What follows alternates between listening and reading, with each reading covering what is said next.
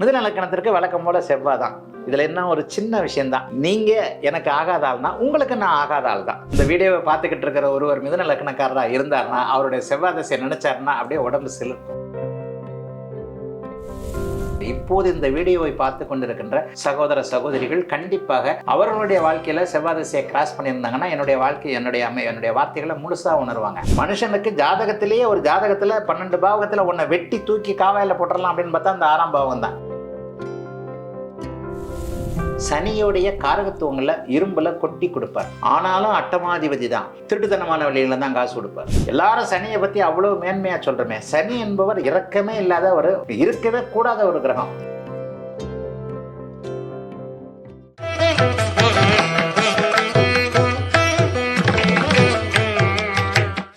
அருமை. மிதுன லக்கணத்திற்கு வழக்கம் போல செவ்வாய் தான். இதுல என்ன ஒரு சின்ன விஷயம்தான், நீங்க எனக்கு ஆகாத ஆள்னா உங்களுக்கு நான் ஆகாத ஆள் தான். மேசத்திற்கு இப்ப புதன் ஆகாதுன்னு சொன்னோம், அப்போ புதனுக்கு செவ்வாய் ஆகாதுல்ல. 2 பேரும் ஏத்த வீட்டுக்காரன் மாதிரி தானே. ஏத்த வீட்டுக்காரனே எனக்கு பிடிக்காது, அவன் முன்னாடியும் பேசிக்காது, எங்க தாத்தாவோ எங்க அப்பாவோ அவரோ ஒன்றும் பேசிக்க மாட்டாங்க அப்படின்னு சொன்னா அது இயல்பு தானே. அப்ப மேஷ லக்கணத்திற்கு புதன் ஆகாதவர்னு சொல்லிட்டோம். அப்போ புதனுடைய லக்கணமான மிதுனத்திற்கு யார் ஆகாதவர்? இவர் தான், செவ்வாய் தான். கன்னிக்கு அவர் தான். ஆக செவ்வாய் 6ஆம் அதிபதியாக வருகிறார். 6, 8 அப்படிங்கிற அமைப்புல 8 சனி. 8 சனின்ற போது அவர் நண்பராக வந்துடுறார். 6 செவ்வாய். அப்ப இந்த செவ்வாய் தசை யாருக்கு வருகிறதோ ரத்த கண்ணீர். செவ்வாயோடைய இயல்பே ரத்தம் தானே. நீங்க மிதுன லக்கணத்திற்கு இப்ப உண்மையிலே இந்த வீடியோவை பார்த்துக்கிட்டு இருக்கிற ஒருவர் மிதுன லக்கணக்காரரா இருந்தாருன்னா அவருடைய செவ்வாய் தசையை நினைச்சாருன்னா அப்படியே உடம்பு சிலிர்க்கும். அந்த அளவுக்கு மோசமான கஷ்டங்களை அனுபவிச்சிருப்பார். அதுல என்ன அனுபவிச்சிருப்பார்? நானும் ஒரு மிதுன லக்கணக்காரன். காரகத்துவங்களே அடிபடும், ஆதிபத்தியங்களே அடிபடும். என்னுடைய செவ்வாய் தசையில என்னுடைய இளைய தம்பி ஒருவர் விபத்துல இறந்து போனார். அப்போ அது ஒரு அந்த ஒரு அமைப்பு. அது இத்தனைக்கும் அந்த தம்பி இறந்து போவார் என்பதை நான் முன்கூட்டியே ப்ரிடிக்ட் பண்ணுவேன் என்னுடைய இளம் வயசுலேயே.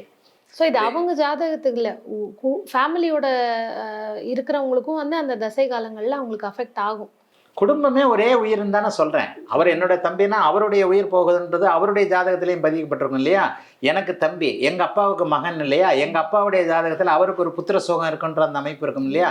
இதைத்தானே நான் அடிக்கடி சொல்கிறேன். குடும்பம் என்பது ஒரு உயிர் தானே. 4 பேர் கொண்ட ஒரு குடும்பம், ஒரு புருஷன் பொண்டாட்டி 2 பிள்ளைனா அப்பாவுக்கோ அம்மாவுக்கோ பிரச்சனைகள் வருதுன்னா பிள்ளைங்க ஜாதகத்தில் பதியப்பட்டிருக்கும்ல. அவர் அப்பாவை இழக்கிறார் அப்படின்னா அப்பா குடும்ப தலைவர் இறக்க போகிறார். இந்த மாதிரியே பேச வேண்டாம், இருந்தாலும் ஒரு சோகம் நடக்க போகிறது. அது குடும்ப தலைவருக்கு கீழே இருக்கக்கூடிய பிள்ளைகள் 2 பேர்லையும் தலைவனை இழக்க போகின்ற அமைப்பு அவங்க இதில் இருக்கும்ல. கணவனை இழக்க போகின்ற அமைப்பு மனைவி அமைப்பில் இருக்கும்ல. இதை பார்த்து தாங்க ஜோசியம் சொல்லணும். ஜோசியம் இஸ் த கம்பைன்டு தான். எல்லாமே ஒரு இணக்கமாக கன்ஜெக்ஷன் சொல்லப்படக்கூடிய கிரக சேர்வுக்கு கம்பைன்னு சொல்லக்கூடிய இதெல்லாம் பார்த்து தான் நீங்கள் துல்லியமாக சொல்லணும். ஒரு ஜாதகத்தில் மட்டும் துல்லியமான இது நான் அப்படி சொல்லிவிடுவேன் இப்படி சொல்லிவிடுவேன்னு சொல்கிறதுக்கெலாம் ஒன்றுமே கிடையாது. இங்கே அந்த இறையருள் கிரையருள் உங்கள் டிவியே திருவருள் டிவி தான். நான் அதுக்கெல்லாம் இங்கே வரல. இது ஒரு பியூர் கணிதம். கணக்கு தெரிஞ்சதுன்னா நீங்கள் அழகாக இதை இப்படித்தான் நடக்கும் அப்படின்னு சொல்லி போய் அப்படியே சொல்லிக்கிட்டு இருக்க வேண்டியதுதான். அந்த அமைப்பு தானே தவிர மற்றபடி அதுக்கு தான் அந்த கம்பைன்னு சொல்கிறேன். அதாவது இரத்த உறவுகளுடைய அமைப்பில் ஒரு சம்பவம் எல்லா இரத்த உறவுகளையும் பதியப்பட்டிருக்கும். நான் என்னுடைய சகோதரனை இழக்கிறேன்னு சொன்னால் என்னுடைய சகோதரன் தன்னுடைய உயிரை இழப்பார் என்பது அவருடைய 8ஆம் பாவத்தில் பதியப்பட்டிருக்கும். எனக்கு 3ஆம் பாவத்தில் பதியப்பட்டிருக்கும். என்னுடைய தந்தைக்கு 5ஆம் பாவத்தில் பதியப்பட்டிருக்கும். என்னுடைய தாய்க்கும் புத்திர சோகம் என்கின்ற 5ஆம் பாவமும் கண்டிப்பாக இருக்கும். எனக்கு கீழே இருக்கிற தம்பி, அவனுக்கு அண்ணனாக இருக்க, அவனுக்கு தம்பியாக இருக்கக்கூடியவனுக்கு தன்னுடைய அண்ணனை இழக்கக்கூடிய அமைப்பு 11ஆம் பாவத்தில் பதியப்பட்டிருக்கும். இது எல்லாமே நிறைய இடங்களில் அதை நான் நிரூபிச்சிருக்கிறேன். அப்போ மிதுன லக்கணத்திற்கு வரக்கூடாத தசைன்றது செவ்வாய் தசை. காரக ஆதிபத்திய அமைப்புகளை செய்யும். மேஷ லக்னத்திற்கு புதனும் காரக ஆதிபத்திய அமைப்புகளை தான் செய்வார். எல்லாருமே காரக கெடுதல்கள் ஆதிபத்திய கெடுதல்களே கண்டிப்பாக துர்பாக்கிய அமைப்புகளில் இருக்கும்போது பாவத்துவம்னு அதைத்தான் சொல்கிறேன். ஒருவேளை இந்த செவ்வாய் 6ஆம் இடத்திலே இருந்துச்சு, சனியோட சேர்ந்துருச்சு, ராகுவோட சேர்ந்துருச்சு, கெட்டது குடின்னு தமிழில் ஒரு வார்த்தை இருக்குல்ல, அவ்வளோதான். நல்ல வேலையா 7 வருஷம் தான், சின்ன தசை. நல்ல வேலையா ஒரு 3.5 வருஷம் மிதுன லக்கணக்காரன் பாவப்பட்டவன் அப்படிங்கிற அளவுக்கு மிதுன லக்கணத்தை இப்போது இந்த வீடியோவை பார்த்து கொண்டிருக்கின்ற சகோதர சகோதரிகள் கண்டிப்பாக அவர்களுடைய வாழ்க்கையில் செவ்வாய் திசையை கிராஸ் பண்ணியிருந்தாங்கன்னா என்னுடைய வாழ்க்கை என்னுடைய வார்த்தைகளை முழுசாக உணர்வாங்க. ஆக மிதுன லக்கணத்திற்கு வரக்கூடாத திசை செவ்வாய் திசை. ஆனால் இதே செவ்வாய் சந்திரமங்கல யோகம், பிருகமங்கல யோகம், குருமங்கல யோகம் என்கின்ற அமைப்பில் 11ஆம் இடத்தில் இருந்தால், 10ஆம் இடத்தில் இருந்தால், 3ஆம் இடத்தில் இருந்தார், 3, 10, 11 என்கின்ற 10ல் அவர் திக்பலம், 11ல் அவர் ஆட்சி, 3ல் நான் அடிக்கடி சொல்லக்கூடிய சிம்மத்தின் மேலில் தனிப்புரிதல் குருவுக்கும் புதனுக்கும் செவ்வாய்க்கும் உண்டுன்னு அடிக்கடி சொல்லுவேன். சிம்மம் குருவிற்கும் புதனுக்கும் செவ்வாய்க்கும் அதீதமான நல்லவைகளை தரக்கூடிய ஒரு வீடு. அப்போ 3ஆம் இடத்துல இருந்தாலோ 10ஆம் இடத்துல இருந்தாலோ 11ஆம் இடத்துல இருந்தாலோ இருந்தால் மட்டும் பத்தாது. நான் சொல்லக்கூடிய சுபத்துவ தன்மையில் சந்திரனோடு கலந்து, வளர்பிறை சந்திரனோடு கலந்து, வளைபிறை சந்திரனுடைய பார்வையிலிருந்து சுக்கிரனோடு கலந்து பிருகுமங்கல யோகம், குருவோடு பார்வையில் அல்லது கலந்து குருமங்கல யோகம், சந்திரனோடு இருக்கிறார் சந்திரமங்கல யோகம். அப்படியே இந்த செவ்வாய் மங்களனா மாறிடுவார். ஒரு அயோக்கிய பையன் நல்லவனா மாறிடுறான், கொட்டுன்னு கொட்டுவார். இதே 6ஆம் இடத்துல செவ்வாய் சனியோடு ராகுவோடு சேர்ந்திருக்கும் போது அந்த ஜாதகரை கடுமையான கடன் தொல்லைகள், வம்பு வழக்கு, அசிங்கம், கேவலம், விபத்து, இந்த மாதிரியான இடங்கள்ல அவருக்கு ரொம்ப ஒரு 3.5 வருஷம் 7 வருஷம் கஷ்டத்தை கொடுப்பார். ஆக மிதுன லக்னத்திற்கு சாதகமற்ற தன்மைகளை தரக்கூடிய கிரகம் செவ்வாய். அருமை. அடுத்ததாக கடக லக்னம். கடக லக்னத்திற்கு இப்பதான் நான் சொன்னேன், இருளுக்கும் ஒளிக்கும் சம்பந்தம். சந்திரன் என்பது ஒளி கிரகம். இந்த சந்திரனை ஒளி கிரகங்களாகிய அம்மாவையும் அப்பாவையும் வெறுக்கக்கூடியவர் சனி தான். நம்ம மிஸ்டர் சனி பகவான், சனீஸ்வரன் சொல்லி உங்க இதுலயே ஏதோ ஒரு இதுல ஒன்று பேசினேன். அதுக்கான கமெண்ட்டுகள்லாம் என் பார்வைக்கு வந்தது. சனீஸ்வரன் இவர் இப்படி பழிச்சிட்டார், இவர் சனீஸ்வரனால இவர் இப்படி ஆகப்போறார் அப்படி ஆகப்போறாருன்னு மிகப்பெரிய கமெண்டெல்லாம் படித்தேன். அத்தகைய பெருமைக்குரிய சனி தான் இந்த இடத்துல கடக லக்னத்திற்கு ஆகாத கிரகமாக வருவார். கடக லக்னத்திற்கு 6, 8ன்னு சொல்லிட்டு இல்லையா? அப்போ அந்த ஆமாம், கடக சிம்மத்திற்கு 6வது அதிபதியாக வரக்கூடிய சனி, கடக லக்னத்திற்கு 8ஆம் அதிபதியாக வரக்கூடிய சனி. நண்பர்களாக 6 கூடியவர்கள் வந்தாங்கன்னா கெடுதல் பண்ண மாட்டாங்க. சந்திரனுக்கு நண்பர் குரு, அவர் 6ஆம் அதிபதியாக வருகிறார். அப்போ கூட அவர் டீசெண்டாக கெடுப்பார். அது ஒரு தனி ஹிஸ்ட்ரி, அதை வேண்டாம், அதை அப்புறம் வச்சுக்குவோம். 6ஆம் இடத்தோடு சுபர் தொடர்பு கொண்டால் 6ஆம் இடத்து பலன்களை செய்வார். நீங்கள் உங்களுக்கு என்ன வேலையோ அதை தான் நீங்கள் செய்யணும். அதை தாண்டி இங்கெங்கெல்லாம் நீங்கள் போக முடியாது. ஒரு ஒரு ஒரு ஒரு கட்டுப்பாடு உங்களுக்கு இருக்குது, ஒரு ஆர்டர் உங்களுக்கு இருக்குது. இந்த ஆர்டர் குருவாக இருந்தாலும் அந்த 6ஆம் இடத்து பலனை செய்யக்கூடியது தான். குரு உங்களுக்கு ஒன்றும் 5, 10ன்னு சொல்லக்கூடிய செவ்வாயுடைய வேலை செய்கிறவரில்லை. 6ஆம் இடத்தோடு குரு சம்பந்தப்பட்டிருந்தால் 6ஆம் இடத்து பலன்களை தான் செய்வார். மனுஷனுக்கு ஜாதகத்திலேயே ஒரு ஜாதகத்தில் 12 பாவகத்தில் ஒன்றை வெட்டி தூக்கி காவாயில் போட்டுடலாம் அப்படின்னு பார்த்தா அந்த 6ஆம் பாவகம் தான். 8ஆம் பாவகமாவது ஆயுளை கொடுக்கும். 8ஆம் பாவகத்தின் வழி தான் ஒரு மனுஷன் உயிரோடே இருக்க முடியும். லக்னத்தின் வாயிலாகவும் 8ஆம் இடத்தின் வாயிலாக தான் ஒரு மனுஷன் இருக்கணும். பீயிங் இருந்தால் தானே வாழ்க்கையை அனுபவிக்கிறதுக்கு. அப்போ உயிரோடு இருப்பதற்கு 8ஆம் பாவகம் அவசியம். எதுக்குமே 6ஆம் பாவகம் அவசியம் இல்லை. ஒரு 6ஆம் பாவகத்தை தூக்கி எங்கேயா மூலையில் போட்டுடலாம். ஆனால் அதுவும் இருந்து தானே ஆகணும். நன்மை என்று இருந்தால் தீமை என்று ஒன்று இருக்கத்தானே செய்யணும். ஒளினா இருள் இருக்கத்தானே செய்யணும். கடக லக்னத்திற்கு 8ஆம் பாவகத்தின் அதிபதியாகிய சனி கடுமையான கடுபலன்களை செய்வார். சனி திசை வராமல் இருப்பவர்கள் கொடுத்து வைத்தவர்கள். சனி திசை வந்தவங்களை கேட்டு பாருங்க. கண்ணுல சனியோட நட்சத்திரம் இருக்கே குருஜி, பூசம். நட்சத்திரங்களின் அடிப்படையில் எதுவுமே இல்லைன்னு அடிக்கடி சொல்றேன். பிறக்கும் பொழுது அந்த தசை நீங்க நட்சத்திரத்தை பாத்தீங்கன்னா பிறக்கும் போது இல்லை, நீங்க லக்னத்தின் அடிப்படையில திசைகள் வர்றதில்லை. நீங்க கேட்கிற கேள்வியே தப்பு. ராசியின் அடிப்படையில தான் வருது. லக்னத்துல தான் பூச நட்சத்திரம் வருது. ஒருவேளை நீங்க கடக ராசிலேயோ மீன ராசிலேயோ துலா ராசிலேயோ பிறந்திருந்தீங்கன்னா சிறு வயதிலேயே சனி திசை போயிடும். சில பேர் ஒரே லக்னமாவே இருப்பாங்க, கடக லக்னம் கடக ராசி. ஆனாலும் அப்போ அதில் சனி வரும். புனர்பூச நட்சத்திரத்தை பார்த்தீங்கன்னா சிறு வயதில் வந்திருக்கும். சிறு வயதில் சனி திசை வர்றவங்க கொடுத்து வச்சவங்க, அவங்க அந்த கஷ்டத்தை அவங்க அனுபவிக்கல, அவங்க தெரியல, அப்பா அம்மா அதை அனுபவிச்சிருப்பாங்க. எப்படி இருந்தாலும் ஹவவர் யாராக இருந்தாலும் எந்த வயதினராக இருந்தாலும் சனி திசையை வராத எத்தனை பேர் கொடுத்து வச்சவங்க இருக்கிறாங்கல்ல. நான் இப்போ சொல்றேன், லக்கி ஃபெல்லோஸ் எவ்வளோ பேர் இருக்கிறாங்க, அதிர்ஷ்டசாலிகள். பிறந்ததிலிருந்தே அதிர்ஷ்டசாலிகளாக இருக்கக்கூடியவர்களுக்கு இந்த 6, 8 திசையை வராதே. அப்பவும் அவங்க கஷ்டம்னா என்னன்னு தெரிஞ்சுக்கணுன்றதுக்காக தான் 6, 8 புக்திகள் வருது. அதுக்காக தான் இதில் புக்திகளை நான் உள்ள சொல்கிறேன். எல்லாருக்கும் மனசு கஷ்டம் இருக்கும். கோடீஸ்வரனாக இருந்தாலும் என்ன, யாராக இருந்தாலும் என்ன, உலகத்திலே பெரிய கோடீஸ்வரன் ஒருத்தர் இருக்கிறார், அமெரிக்காவிலே பெரிய இதெல்லாம் பண்ணுறார். அவருக்கு கஷ்டம் வந்திருக்காதா என்ன? அவர் பாத்ரூமில் போய் ஒரு நிமிஷம் அழுதுருக்க மாட்டாரா என்ன? நான் வேடிக்கையாக சொல்லுவேன், நம்முடைய கண்முன் வாழ்ந்து மறைந்த தமிழகத்தில் ஒரு தெய்வமாக மதிக்கப்பட்ட எம்ஜிஆர் அவர்களுக்கு குழந்தை இல்லை, தனக்கு பிள்ளை இல்லையே அப்படின்னு சொல்லிட்டு ஒரு 10 நிமிஷம் அழுதுருக்க மாட்டார், யாருக்கும் தெரியாம. அப்ப எல்லா மனிதனுக்கும் கஷ்டங்கள் இருக்கிறது, அவங்கவுங்களுடைய தகுதிக்கு ஏற்றார் போல. அந்த மாதிரியான அமைப்புகளை சனி தசை வரலன்னா கூட சனி புக்தி கடுமையான அமைப்புகளை நிச்சயமாக செய்யும். ஆகவே சனி புக்தி மிகப்பெரிய மோசமான ஒன்றுகளை செய்யும். சனி தசையும் எப்ப செய்யும்? இந்த சனி செவ்வாயோடு சேரும்போது, ராகுவோடு சேரும்போது, அமாவாசை சந்திரனோடு சேரும்போது. சூரியனோடு சேர்ந்தால் சர்வநாசம். அவருக்கு ஆகவே ஆகாத கிரகம் சூரியன். சனி சூரியனோடு சேர்ந்து அஸ்தமனமானாலோ, அஸ்தமனமே ஆக மாட்டாங்க, தள்ளி இருந்தாலோ, அல்லது சூரியனால் பார்க்கப்பட்டாலோ, சமசப்தமமாக சூரியன் நேருக்கு நேராக இருந்து கொண்டிருக்கின்ற ஒரு சூழ்நிலையில் எப்போ உங்களுக்கு ரொம்ப கடுமையான கெடுபலனை செய்வீங்க, உங்களுக்கு ஆகாதவன்னு நீங்கள் பார்த்து எரிச்சல் ஆகும்போது தான். உங்களுக்கு நல்ல மூடில் இருக்கிறீங்க, ஜாலியாக ஃப்ரெண்டோட பேசிக்கிட்டு இருக்கிறீங்க, உங்களுக்கு பிடிக்காத ஒரு ஆள் உங்களை கிராஸ் பண்ணுறாரு, டக்குன்னு முகம் மாறுமா இல்லையா? கிரகங்களை அப்படி நினச்சிக்கோங்க. நல்ல ஜாலியாக தான் இருக்கிறார் சனி, அப்படி எதிரில் சூரியன் வந்துடுறார், அவ்வளோதான், சனி ஃபேஸ் முடிஞ்சு போச்சு கதை. ஆக எதிரில் நின்று சூரியன் பார்க்கும் பொழுது, அருகிலேயே சூரியன் இருக்கும் பொழுது, ஒரு நிலையில் செவ்வாய் இருக்கும் பொழுது, செவ்வாய் பார்க்கும் பொழுது, ராகு இருக்கும் பொழுது, ராகுக்கு பார்வை கிடையாது, ராகு அங்கேயே இருக்கும் பொழுது, இந்த 3-4 கிரகங்கள் தொடர்பு கொள்ளும்போது, அமாவாசை சந்திரன் தொடர்பு கொள்ளும்போது, ஒளி இழந்த சந்திரன் சனிக்கு சமம். இதை நான் என் ஆன்லைன் கிளாஸஸில் நிறைய சொல்லிக் கொடுக்குறேன். ஒளி இழந்த சந்திரன் சனிக்கு சமம். அப்போ அமாவாசை சந்திரன் தான் என்ன பண்ணுவார்? மனதை கெடுப்பார். கடகலக்கணம் இருந்தால் உடலையும் சேர்த்து கெடுப்பார்.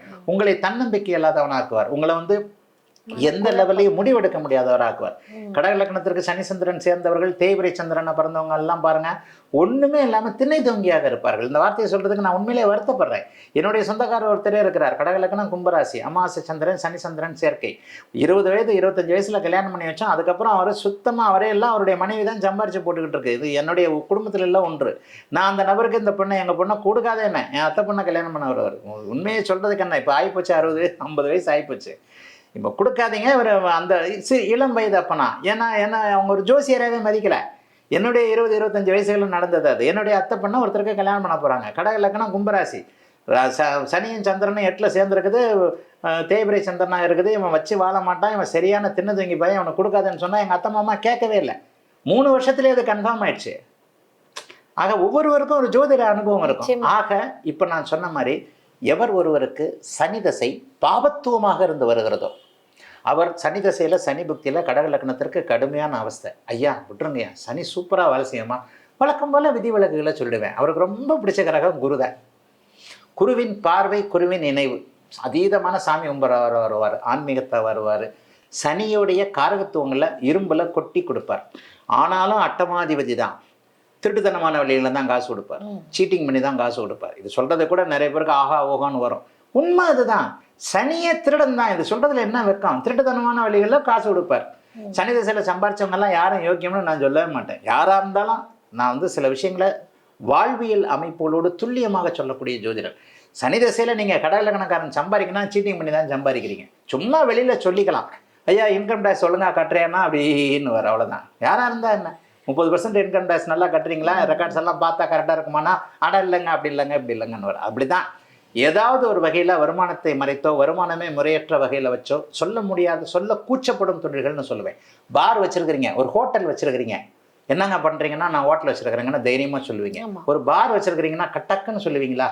அதாங்க சனியோட வேலை. சொல்ல கூச்சப்படுகின்ற தொழில்களில் அவர் வந்து குருவோடு சேர்ந்திருக்கும் போது, சுக்கிரனோடு சேர்ந்திருக்கும் போது, குருவால் பார்க்கப்படும் போது, சுக்கிரனால் பார்க்கப்படும் போது, நல்ல இடங்கள்ல, இப்போ நான் சொன்னேன் இல்லையா 3, 6, 10, 11 சொன்னேன் இல்லையா, 6ஆம் வீடு குருவோட வீடு, அட்டமாதிபதியாகி அவர் 6ஆம் வீட்டில் ஓரளவிற்கு பரவாயில்லாத பலனை செய்வார். ஆனால் 3ஆவது வீடு நட்பு வீடு.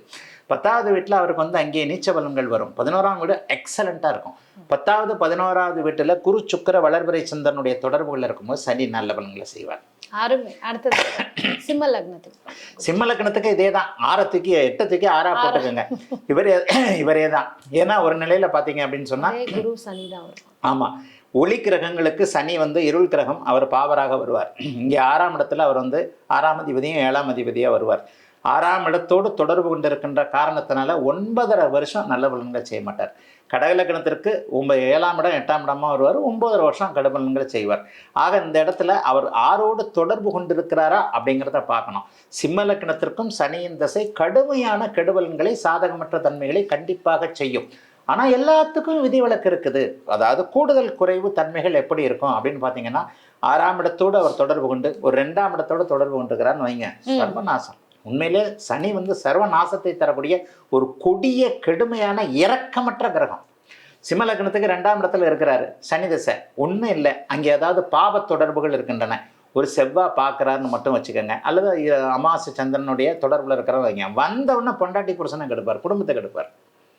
எல்லாரும் சனியை பற்றி அவ்வளோ மேன்மையாக சொல்கிறோமே, சனி என்பவர் இரக்கமே இல்லாத ஒரு, இருக்கவே கூடாத ஒரு கிரகம். அது அங்கே என்னைக்காவது சுபத்துவமாக இருக்கும்போது தான் அந்த இடத்துல சில பலன்களை, நல்ல பலன்களை செய்யுது. அப்போ சிம்ம லக்னக்காரனுக்கு இருக்கவே கூடாத கிரகம் சனி. எத்தனையோ இடங்களில் 2ஆம் இடத்துல சனியை பார்ப்பேன். சனி திசை சரியான பருவத்தில் வரும், உடனே டிவோர்ஸ் ஆகிடும், இல்லைனா பொண்டாட்டி பிரியும், புருஷன் பிரியும், இழப்புகள், இறப்புகள் கண்டிப்பாக இருக்கும். குடும்பத்தை, தான் இருக்கும் இடத்தை வலிமையாக கெடுப்பவர் சனி, இயல்பான சனி. இதில் வந்து சனி தன்னுடைய குணத்தை மாற்றிக்கணும். ஒரு குடிகார பைய குணத்தை மாற்றிக்கணும்னா நல்லவங்க கூட சேரணும். கரெக்டுங்களா? ஆமாம். ஒரு வந்து திருட்டு பைய, அயோக்கிய பைய, ஒரு ரவுடி பைய ஒரு நல்லவங்க கூட சேர்ந்து போகிறான், நல்லவங்க கூட இருக்கிறான், 2 பேரும் சின்ன வயசுலேருந்தே ஃப்ரெண்டு.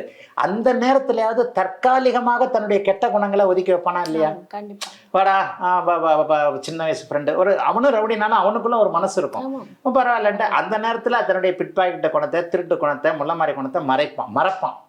அது மாதிரி தான் சனி எப்பொழுது குருவோடு சுக்கிரனோடு வளர்பிறை சந்திரனோடு சேருகிறாரோ, சேர்ந்து நல்ல பாவங்களில், சிம்ம லக்னத்திற்கு 3ஆம் இடத்துல உச்சமாகிறது நல்லது. ஏன்னா மறைஞ்சு தான் உச்சமாகிறார். 3ஆம் இடத்தில் அவர் உச்சமாகி 10, 11ஆம் இடங்கள்ல 10ஆம் இடத்துல அவர் சுக்கிரனுடைய வீட்டில் இருப்பார். சுக்கிரனுடைய வீட்டில் அவர் குருவோடு சேர்ந்திருப்பது, வளர்பிறை சந்திரனோடு இணைஞ்சிருப்பது, இந்த மாதிரியான அமைப்புகளில் இருக்கும்போது அவர் நல்ல பலன்களை செய்வார். அதே நேரம் அவர் 6ஆம் இடத்தோடு தொடர்பு கொண்டு 4லிருந்து 6ஐ பார்த்து 3ஆம் பார்வையாக பார்ப்பார். தொடர்பு கொண்டுன்றத பார்வை இருப்பு என்கின்ற விதத்தில் தான் நீங்கள் கணிக்கணும். ஜோதிடம் வந்து மகாபெரிய சமுத்திரம். இந்த சமுத்திரத்தில் நாங்கள்லாம் ஒரு சின்ன கையில் தண்ணியை அப்படியே எடுத்துக்கிஞ்சு இப்படி பார்க்குறோம், அவ்வளோதான். இவ்வளோ பெரிய சமுத்திரத்தில் எனக்கு தெரிஞ்சது இந்த உள்ளங்கை அளவுக்கு இருக்கக்கூடிய ஒரு சின்ன தண்ணி தான். என் முன்னாடி ஒரு மகாபெரிய சமுத்திரம் விரிஞ்சிருக்கு. இந்த இடத்துல பார்த்தீங்கன்னா 4ஆம் இடத்திலிருந்து 3ஆம் பார்வையாக தொடர்பு கொள்கிறார்னு வச்சுக்கோங்க, 9.5 வருஷம் மனுஷனை வாட்டி வதப்பார். அந்த 4ஆம் இடத்தில் இருக்கக்கூடியவர் ராகுவோடோ செவ்வாயோடு இணைந்திருக்கும் பொழுது கடுமையான கெடுபலன்கள் இருக்கும். இப்போது நான் சொன்ன மாதிரி சுபத்துவம் பாவத்துவத்திற்கு அடிப்படையில் எந்த இடத்துலையும் நான் இந்த நட்சத்திரத்தை யூஸ் பண்ணல. நீங்கள் கூட கடல் லக்னத்துக்கு பூச நட்சத்திரம், நீங்கள் நட்சத்திரம் என்பது ஹம்பத், சாரத்தின் அடிப்படையில் எந்த கிரகமும் வேலை செய்யறதில்லை. நீங்கள் எத்தனை ஜோசிட்டு நீங்கள் எத்தனை என்னமோ மாற்று கருத்துக்கள்லாம் இருக்கும். யாராக இருந்தாலும் நான் சவாலுக்கு தயார். சாரத்தின் அடிப்படையில் ஒரு கிரகமும் வேலை செய்யலை. கடந்த 100 வருடங்களாக சாரத்தின் அடிப்படையில் பலன்கள் சொல்லப்பட்டு வருது. தப்பு. ஏறத்தாழ 50 ஆண்டுகளுக்கு மேலாக ஜோசியமே ஒரு சுவாசமாக இருக்கக்கூடிய ஜோசியமாக நான் இந்த உங்கள் திருவருள் டிவி மூலமாக இதை இன்னும் கொஞ்சம் நிரூபிக்கிறேன், இன்னும் கொஞ்சம் வலியுறுத்துறேன். சுபத்துவ பாபத்துவ அடுக்குகளில் தான் சம்பவங்களே ஒளிஞ்சிருக்கு. எந்த நட்சத்திரத்தில் இருந்தாலும் சனி கெடுதலை செய்யும். நீங்கள் 4ஆம் பாவத்திலிருந்து அல்லது 6ஆம் பாவத்திலிருந்து அல்லது 9ஆம் பாவகம் போன்ற அமைப்புகள், உயிர் உறவுகள், 4 என்ன அம்மா, 9 என்ன அப்பா, 1 என்ன நீங்க, 1, 4, 9 அவர் இருந்தாருன்னா 1 லக்னத்தை கெடுப்பார், உங்க புத்தியை கெடுப்பார், உங்க உடலை கெடுப்பார், உங்க மனசை கெடுப்பார், எங்கிருந்தாலும் கெடுப்பார். 1, 4, 9 போன்ற இடங்கள்ல 7ஆம் இடத்துல இருக்கிறான்னு வைங்க. 7ஆம் இடத்துல இருந்தா இதை பத்தி நான் நிறைய எழுதியிருக்கிறேன். 7ஆம் இடத்தில் இருந்தால் லக்னத்தை பார்ப்பார், 3ஆம் பார்வையாக 9ஐ பார்ப்பார், 10ஆம் பார்வையாக 4ஐ பார்ப்பார். என்னுடைய நூல்களில் படிச்சு பாருங்க. நான் எழுதியிருக்கின்ற ரைட்டிங்கில் எழுதியிருக்கிற எல்லா நூல்களையும் இதை சொல்லுவேன் நான். சிம்ம லக்னத்திற்கு கும்பத்தில் ஆட்சியாகக்கூடிய சனி கடுமையான கெடுபலன்களை செய்வார். என்ன காரணம்? 9ஆம் இடத்தை 3ஆம் பார்வையாக பார்ப்பார், 10ஆம் பார்வையாக 4ஆம் இடத்தை அம்மாவை பார்ப்பார், அப்பாவை பார்ப்பார், உன்னை பார்ப்பார். அது கெடுபலன்களை செய்வார். இந்த பலன்கள் எப்போது மாறும்? சுபத்துவமாக இருக்கும்போது மாறும். சுக்கிரனோட தொடர்பு, குருவோட தொடர்பு, வளர்பிறை சந்திரனோட தொடர்புன்றது கொஞ்சம் மாற்றும். ஆக சிம்ம லக்னத்திற்கு வரக்கூடாத தசை சனி தசை. நல்லவைகளை அது செய்ய வேண்டும் எனில் 3ஆம் இடத்துல இருக்கலாம், 11ஆம் இடத்துல இருக்கலாம், 10ஆம் இடத்துல இருக்கலாம். அதன் மூலமாக அப்பவும் சுபத்துவமாக தான் இருக்கணும். ஆனால் செய்யாது, சனி நன்மைகளை செய்யாதுன்ற விதியே கிடையாது. எல்லா கிரகமும் கெடுக்கும், எல்லா கிரகமும் கொடுக்கும். அதனுடைய சுபத்துவ பாவத்துவ தன்மைகளை பொறுத்து, நட்சத்திரங்களை பொறுத்து இல்லவே இல்லை. நட்சத்திரத்தின் அடிப்படையில் பலன்கள் இல்லவே இல்லை. கேபி சிஸ்டம் என்கின்ற உயர்கணித சார ஜோதிடம் என்கின்ற நட்சத்திரத்தின் தன்மைகளில் எல்லாருமே மழுப்புகிறார்களே தவிர பலன்களை சொல்றதில்லை. அப்படி நடக்கும், இப்படி நடக்கும், அப்படி நடக்கும், இப்படி நடக்குன்னுவாங்க. என்னுடைய சுபத்துவ பாபத்துவ கோட்பாட்டில் ஒரு இழப்பு இருக்கிறது, ஒரு பிரிவு இருக்கிறது, அப்படி இப்படின்னு சொன்னேன். இப்போ நான் சொன்னேன்ல, செவ்வாய் திசையில் என் தம்பி இறந்து போனார்னு, அந்த நட்சத்திரத்தில் அவர் இறக்கல, அந்த காரகத்துவத்தில் தான் அவர் இறந்தார். ஆகவே ஆதிபத்திய பாவக சுபத்துவ பாவக காரகத்துவ அமைப்புகளின் அடிப்படையில் பலன்கள் துல்லியமாக இருக்கும். சிம்மத்திற்கு வரக்கூடாத தசை சனி தசை. அருமை குருஜி. 8க்குடைய செவ்வாய் கன்னியா லக்னத்திற்கு கடுமையான கெடுபலன்களை அவர் செய்வார். அவர் 8ஆம் இடத்தில் இருக்கக்கூடாது. 8ஆம் இடத்தில் அவர் இருந்த ஆயுள் குறைவு. ஆக இந்த ப்ராக்டிக்கல் நாலேஜ் உங்களுக்கு எப்போ வரணும், இது எப்போ வருதுன்னு கேட்டால் அதுக்கு ஒரு இதை சொல்லுவேன். அவரவருடைய ஜாதகத்தில் புதன் எந்த அளவுக்கு வலுத்திருக்கிறாரோ அந்த அளவுக்கு தான் அவர் ஜோசியர். பேசு தமிழா பேசுவினுடைய மக்கள் ஃபவுண்டேஷன் மூலமாக நம்ம ஒரு மிகப்பெரிய ஒரு பசு சரணாலயம் அமைப்பதற்கான முயற்சியில் ஈடுபட்டிருக்கோம். இந்த பசுக்கள் சரணாலயத்திற்கு என்னுடைய கான்ட்ரிபியூஷனாக நான் ஏதாவது கொடுக்கணுங்கிற எண்ண ஓட்டத்தின் அடிப்படையில் கிட்டத்தட்ட 10 ஆண்டுகளுக்கு மேலே நான் கலெக்ட் பண்ண கலை பொருட்கள் அனைத்தையும் விற்று அதன் மூலமாக திரட்டப்படக்கூடிய தொகை என்னவோ அதை இந்த மக்கள் ஃபவுண்டேஷனுக்கு இந்த பசு சரணாலயம் திட்டத்திற்கு என்னுடைய கான்ட்ரிபியூஷனாக கொடுக்க போகிறேன். இந்த பொருட்கள் அனைத்துமே நம்முடைய பேசு தமிழா பேச அலுவலகத்தில் விற்பனைக்கு இருக்குது. கீழே இருக்கக்கூடிய இந்த கான்டாக்ட் நம்பருக்கு நீங்கள் கால் பண்ணி இது பற்றின மேல் அதிக விவரங்களை நீங்கள் தெரிஞ்சுக்கலாம். அது மட்டும் இல்லாமல் மக்கள் ஃபவுண்டேஷனுடைய அக்கௌண்ட் நம்பரை இந்த வீடியோடைய டிஸ்கிரிப்ஷனில் கொடுத்துருக்கோம். நீங்கள் நேரடியாக அந்த அக்கௌண்ட் நம்பர் மூலமாகவும் உங்களுடைய கான்ட்ரிபியூஷன்ஸை கொடுக்கலாம். பேசு தமிழா பேசு ஒரு சேனல் கிடையாது, அது ஒரு இயக்கம்னு நான் உறுதியாக நம்புகிறேன். உங்களுடைய குரலை தான் நாங்கள் ஒவ்வொரு வீடியோலையும் பேசுகிறோம், உங்களுடைய மனசாட்சியை தான் நாங்கள் பிரதிபலிக்கிறோங்கிற ஒரு எண்ணம் எங்களுக்கு இருக்குது. அதே எண்ணம் உங்களுக்கு இருந்ததுன்னா தொடர்ந்து பேசு தமிழா பேசுவனுடைய முயற்சிகளுக்கு நீங்கள் கொடுக்கக்கூடிய ஆதரவை இந்த பசுக்கள் சரணாலயம் திட்டத்திற்கும் கொடுக்கணும்னு சொல்லி ரொம்ப தாழ்மையோடு கேட்டுக்கிறேன். உங்களுடைய அன்பாலையும் ஆதரவாலையும் தான் பேசு தமிழா பேசி இயங்கிக்கிட்டு இருக்கு. அதற்கு என்றென்றைக்கும் நன்றி.